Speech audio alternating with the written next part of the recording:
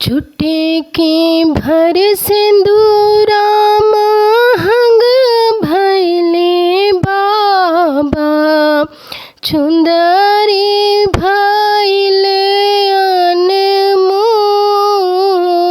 हो।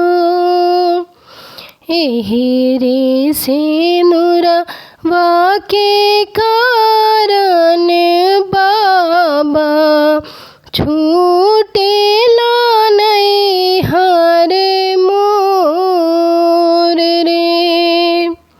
एही रे सिंदूरवा के कारण बाबा, छूटेला नैहर मोर रे। बाबा त दिहलन अनधन सोनावा, माई जे लहंगा पटोल रे।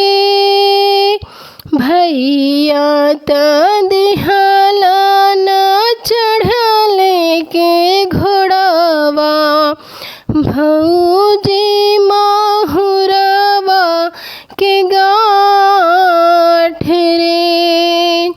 एही रे सिंदूरवा के कारण बाबा, छूटेला नैहर मोर रे।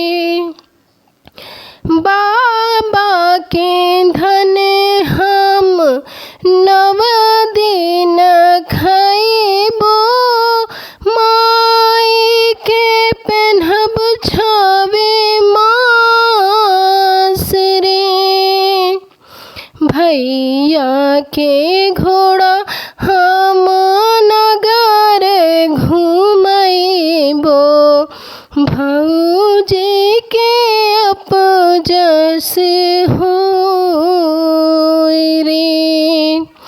एही रे सिंदूरवा के कारण बाबा, छूटेला नैहर मोर रे।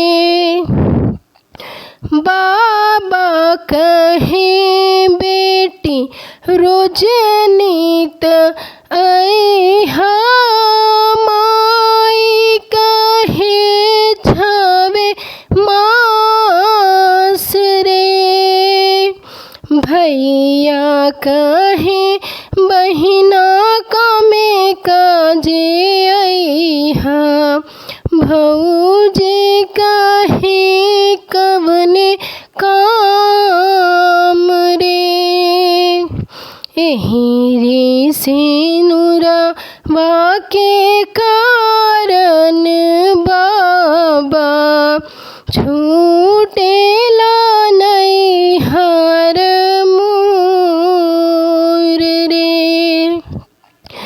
बाबा के रोवले से फटेला करजवा, माई से सगरो तालाब रे। भैया के रोवले से आचरा भीजेला, भौजी खड़ी मुस्काय रे। एही रे सिंदूरवा के कारण बाबा, छूटेला नैहर मोर रे। एही रे सिंदूरवा के कारण बाबा, छूटे